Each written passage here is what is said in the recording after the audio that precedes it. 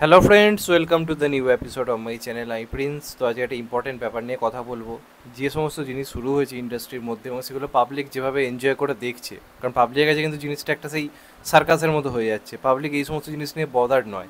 Bangla industry যে সমস্ত দর্শকরা রয়েছে, যারা বাংলা সিনেমা দেখছে, তাদের কাছে টিকিট কেটে সিনেমা হলে সিনেমা দেখতে যাওয়া। কিন্তু ইন্ডাস্ট্রির এই অন্দরের ঘটনা যেভাবে মিডিয়া সামনে আনছে, যেভাবে জিনিসটা আমরা দেখতে পাচ্ছি, ক্রমশ হাস্যকর পর্যায়ে গিয়ে পৌঁছচ্ছে।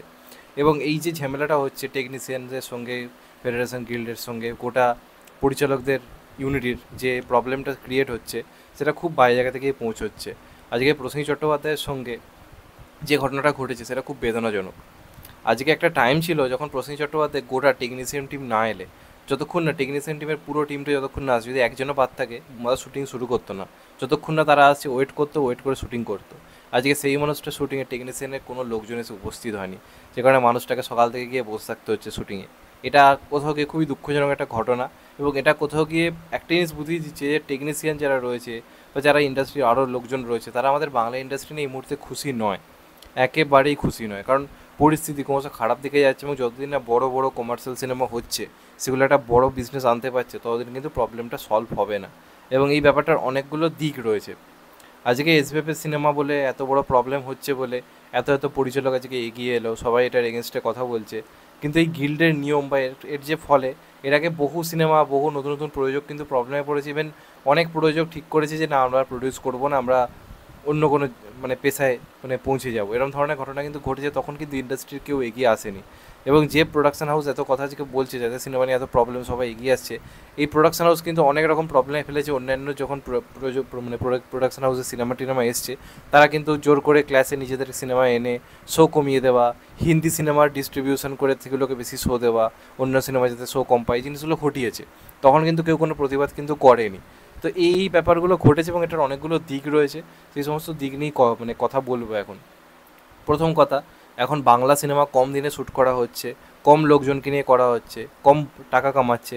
যে কারণে কি হয়েছে, প্রথম কথা, টেকনিশিয়ানরা আজ থেকে 7-8 বছর আগে যে পারিশ্রমিক পেত, সেই পারিশ্রমিক এখন পাচ্ছে না।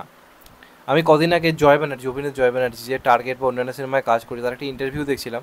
সে একটা কথা বলছে, তাকে জিজ্ঞাসা করছে সে এখন সিনেমায় ফিরছে না কেন। সে একটা ইম্পর্টেন্ট কথা বলে বলে যে আজ থেকে 9-10 বছর আগে আমি একটা নতুন হিরো হিসেবে যে পারিশ্রমিক পেতাম, আমাকে যদি আজকে সেই পারিশ্রমিকও দেওয়া হয় আমি কাজ করতে রাজি, কিন্তু তার থেকেও যদি 2-3 ভাগ কম পারিশ্রমিক আজকের দিনে আমার দেওয়া হয়, আমার কাজ করতে অসুবিধা রয়েছে।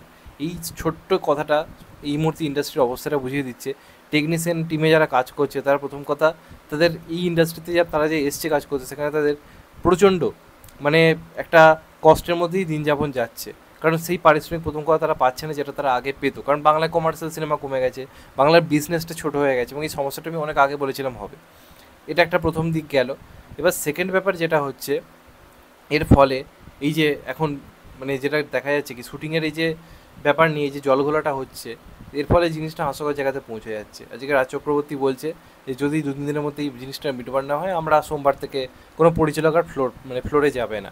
এবার টেকনিশিয়ানদের এই মাথা গরম বা রাগটা কেন হলো? আজ টেকনিশিয়ানরা তো আজ থেকে না, বহুদিন ধরে নানাভাবে বাংলা সিনেমা কাজের সঙ্গে যুক্ত, তারা কাজ করছে, নানাভাবে ইন্ডাস্ট্রিকে বড় করার চেষ্টা করছে। আজকে তাদের রাগটা কেন হলো বা কেন তাদের এত প্রবলেম? তাদের যেটা বক্তব্য, রাহুল মুখার্জি সিনেমাটা পরিচালনা করলে তারা আসবে না, তারা কাজ করবে না, কারণ তাদের জীবনও তো বিপন্ন হয়ে পড়েছে। এদিকে তারা যদি সিনেমায় কাজ করে, পরবর্তীকালে দেখা গেল আবার কিছু প্রবলেম হলো, তাদের তো দিনটা নষ্ট হবে, তাই না? তারা যদি সেই সময় অন্যান্য কোনো কাজের সঙ্গে যুক্ত থাকে, তাহলে তো এই প্রবলেমটা ক্রিয়েট হবে না। তো যে কারণে আই থিঙ্ক তাদের কোনো একটা প্রবলেম চলছে। তারা প্রথম কথা, তাদের এই মুহূর্তে যে ধরনের সিনেমা বাংলায় হচ্ছে, তারা হয়তো সেই ধরনের সিনেমায় কাজ করতে মন থেকে রাজি নয়। তাদেরকে যে টাকা দেওয়ার কথা বলা হচ্ছে, হয়তো সেই টাকা দেওয়া হচ্ছে না। অনেক অনেক জুনিয়র আর্টিস্টদের আমরা জানি কি টাকা পড়ে রয়েছে, তারা সেই মতো টাকা পাচ্ছে না। অনেক সিনেমার এখানে উদাহরণ দেওয়া যেতে পারে, যারা হয়তো কাজ করেছে, সারাটা দিন শুটিং করেছে রোদ্দুরে খেটে, তাদের অনেকেই পারিশ্রমিক পাচ্ছে না। তো তারা কেন, যারা ভ্যানিটি ভ্যানে বসে রয়েছে, যারা এসিতে কাজ করছে, তাদের কথা ভেবে নিজেদের সমস্ত দিন আলোকপাত করবে? এটা ঠিক যে একটা পরিচালকের যতটা টেকনিশিয়ানদের দরকার, একটা টেকনিশিয়ানেরও কিন্তু ততটাই পরিচালকের দরকার, এটা নিয়ে কোনো সন্দেহ নেই। কিন্তু এই যে বিভেদটা হচ্ছে, এই থাকলে কাজ করবে না, ও থাকলে কাজ করবে না, সেটা প্রবলেমটা আসবে না। এটা প্রবলেমের মেন কারণ হচ্ছে ইন্ডাস্ট্রি ক্রমশ ছোটো হয়ে যাচ্ছে। ইন্ডাস্ট্রি ছোটো হওয়ার ফলে টাকা পয়সার একটা ভাটা এসে দাঁড়াচ্ছে। যে পারিশ্রমিক আজকে আগে সবাই পেতো, সেই পারিশ্রমিকের ক্ষেত্রে একটা প্রবলেম চলে আসছে। সবথেকে একটা বড় কথা, অডিয়েন্স এই সমস্ত জিনিস নিয়ে কিছু অডিয়েন্সে যায় আসে না। আজকে আমি দেখলাম সমস্ত অভিনেতাদেরকে, জিদ্দা এখন অব্দি আমি দেখলাম না কিছু পোস্ট করেছে বলে এখনও পর্যন্ত সেই সমস্ত ব্যাপারে নাকি করে না, কারণ তার কোনো বিপদ হলে ইন্ডাস্ট্রি কেউ এগিয়ে আসে না।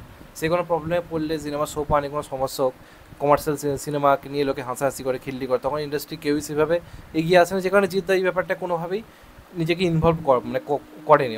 তার সিনেমার ক্ষেত্রে কিন্তু কোনো প্রবলেম হয় না, তার সিনেমা কিন্তু টেকনিশিয়ানরা এসে কাজ করে, কারণ তার সিনেমা বড় হচ্ছে, তার সিনেমার বিজনেস বড় হচ্ছে, সেখানে কিন্তু টেকনিশিয়ানরা যথেষ্ট কাজ পায়। দেখবেন না যে জিদ্দার সিনেমার ক্ষেত্রে এরকম প্রবলেম কখনো হয়েছে বলে, হচ্ছে না কিন্তু। তো একটা জায়গায় হচ্ছে না, একটা জায়গায় হচ্ছে, তো এক হাতে কিন্তু তাহলে কিন্তু দু হাতেই বাজে, এটা কিন্তু মাথায় রাখতে হবে। এবং সবচেয়ে বড় কথা, অডিয়েন্স সমস্ত জিনিস নিয়ে বদার্ড নয়। এই যে এতজন সবাই পোস্ট করছে, আজকে দেখলাম একই লেখা দেবদা এটা পোস্ট করেছে, সেটা আমি আরও কমপক্ষে 100-150 জনের মধ্যে সেম লেখা লিখতে দেখলাম। সেগুলো নিয়ে অডিয়েন্স বদার্ডই নয়, সেগুলো লোকে লাইকই করছে না।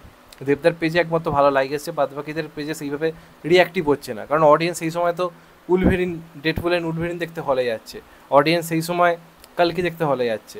আর এই অডিয়েন্সকে যতদিন আপনি ফেরাতে পারছেন, প্রথম কথা, আজকে মাল্টিপ্লেক্সের এই যে বাংলায় যে সমস্ত ইউথরা আগে পাগলু, রোমিও এই ধরনের সিনেমাগুলো দেখতে যেত, তারা কিন্তু মাল্টিপ্লেক্সে সিনেমা দেখার কারণ তাদের সমর্থ চলে এসছে। তারা 200-250 টাকা খরচা করে একটা কালকি, একটা ডেডপুল দেখতে রাজি, কারণ সেখানে ওই টাকা খরচ করে তারা এটা দেখতে পাচ্ছে, সেটা অনেক কিছু। আর বাংলা সিনেমা সেই জিনিসটা তো ক্রিয়েট করতে পারছে না। আজকে জিদ্দার সঙ্গে যদি বাদবাকিরাও, দেবদা, বুম্বাদা বা অঙ্কুশ, এরা যদি তখন এগিয়ে আসতো, যে সময়টা খারাপ ফেজ চলছিল, তখন তো লোকটা একা সামলেছিল, তখন কিন্তু এই জিনিসটা হলে এই প্রবলেমটা কিন্তু ক্রিয়েট হতো না। কারণ আমি আবার বলছি, সবাই কমার্শিয়াল সিনেমা করা ছেড়ে দিচ্ছে, একজন করে যাচ্ছে, এতে কখনো একজন একার পক্ষে ইন্ডাস্ট্রি টানা সম্ভব হয় না। এটা জিদ্দার সেই ক্যাপাবিলিটি রয়েছে বলে জিদ্দা করতে পেরেছে, যেটা নিয়ে মিডিয়া লেখালেখি করে না। এটা বাংলা ইন্ডাস্ট্রি, যেখানে চেঙ্গিস একটা হিউজ বিজনেস করে এলে মিডিয়া সেটা নিয়ে লাফালাফি করে না। মিডিয়া কলকাতার বুকে কলকাতার সিনেমা কত কামাচ্ছে, কলকাতার মাল্টিপ্লেক্সে, সেটা নিয়ে লাফালাফি করে। যেদিন থেকে বাংলা ইন্ডাস্ট্রি কলকাতা ইন্ডাস্ট্রি হয়ে গেছে, আমি বলেছিলাম সেদিন থেকে পতনের শুরু কিন্তু হয়ে গেছে। এবার দেবদা বুঝেছে, দেবদা খাদান দিয়ে একটা ব্যাক করছে, অবশ্যই সেটা আই থিঙ্ক একটা কিছু করবে, সেটার ওপর অবশ্যই চোখ রয়েছে। এবং এখন সবার আগে যার বোঝা হয়েছে সেটা হচ্ছে মিস্টার প্রসেনজিৎ, মানে mister industry Prosen Chattopadhyay. I think তিনি বুঝলে এখন সব থেকে ভালো কীরকম ধরনের সিনেমা করলে টেকনিশিয়ান থেকে শুরু করে সবার লাভ হবে, সেই ধরনের সিনেমা করতে হবে। হ্যাঁ, এখন একটা কথা সবাই বলবে যে অডিয়েন্স কি আদৌ দেখতে যাবে, যাবে না, প্রথম প্রথম দেখতে যাবে না, কিন্তু করে যেতে হবে, তবেই অডিয়েন্সের বিশ্বাসযোগ্যতা পাওয়া যেতে পারে। আজকে রাবণের থেকে চেঙ্গিস বেটার চলেছে, চেঙ্গিসের থেকে বুমেরাং ভালো চলছে মাল্টিপ্লেক্সে। কেন? ওই প্রসেসে জিদ্দা কাজ করে গেছে বলে, থামেনি বলে। মাঝখানে অনেকে বলতে পারে বাচ্চা শ্বশুর অসুর করেছিল, সেগুলো তো ওয়ার্ক করেনি, কিন্তু সে কিন্তু ওই ধরনের সিনেমা কিন্তু দেখুন একটা সুবিধা রয়েছে, ওই সিনেমার বাজেট অনেক কম থাকে, সিনেমাগুলোকে অ্যাভারেজ বানিয়ে দেওয়া অনেক সহজ। কিন্তু তারপরেও কিন্তু জিদ্দা ফিরে এসছে কিন্তু তার এই কমার্শিয়াল সিনেমার জোনে, সেটা করতেও তো দম লাগে। তো এর থেকে একটা জিনিসই বোঝার, যদি সবার কথা ভাবতে হয়, বড় সিনেমা বানাতে হবে, নাহলে সবাই মিলে ওই একই লেখা পোস্ট করলে অডিয়েন্স কেউ দেখছেই না। বড় বড় সেলিব্রিটিদের পেজে আমি দেখছি 12-13টা মাত্র লাইক পড়েছে, 12-13টা, মানে অডিয়েন্স ওইসব থেকে কোনো খোঁজ খবরই রাখছে না, কী হচ্ছে না হচ্ছে। অডিয়েন্স শুধুমাত্র সিনেমা দেখতে যাবে যখন তাদেরকে বড় সিনেমা দেখানো হবে, মানে ইউথ অডিয়েন্সের কথা বলছি। না হলে কিন্তু সামনের দিনে বড় বিপদ। এখনও এই প্রসেনজিৎ জিতদেব আছে বলে, আর কিছুই অনির্বাণ টনির্বাণ আছে বলে কিছু লোক এখনও যাচ্ছে। এরপর যারা রয়েছে তারা আদৌ কতটা সিনেমা টানতে পারবে, পুরোটাই আমার তো মনে হচ্ছে বাংলা ইন্ডাস্ট্রি এর সিনেমা টিনেমার হবেও না, হলেও ওই চার দেয়ালের মধ্যে থাকা সিনেমা হবে, যেটা 80-র দশকে হয়েছিল উত্তম কুমার মারা যাওয়ার পরে। তারপর তো 90s-এ প্রসেনজিৎ থেকে শুরু করে তাপস পাল্লা মিলেমিশে এক করে কাজ করে, তো সেই দিনটা আবার কিন্তু ফিরে এসছে। তখন তারা এক হয়ে কাজ করেছিল, ইগো ভুলে, নিজেদের পারিশ্রমিক কমিয়ে। যদি আজকের দিনে সেটা করে, নিজেদের বাজেট ইস্যু কমিয়ে, সব কিছু কমিয়ে যদি মিলেমিশে কলকাতার জন্য নয়, গোটা বাংলার জন্য সিনেমা বানানো, আই থিঙ্ক এই প্রবলেমটা সলভ হবে। নাহলে কালকে টেকনিশিয়ানরা রাস্তায় বসবে, পরের দিন পরিচালকরা বসবে, কোনো দিন অভিনেতারা বসবে, এইভাবে কিন্তু কাজ হবে না। আর অডিয়েন্স ব্যাপারটাকে নিয়ে হাসতে হাসতে দেখবে, ফেসবুকে স্ক্রল করে উড়িয়ে দেবে, আর দেখতে হবে হিন্দি, সাউথ আর হলিউডের সিনেমা। তো এটা ভাবা দরকার, নিজেদেরকে হাস্যকর বানানোর আমার মনে হয় না দরকার রয়েছে বলে, এটা নিয়ে আলোচনা হওয়া অনেক দরকার।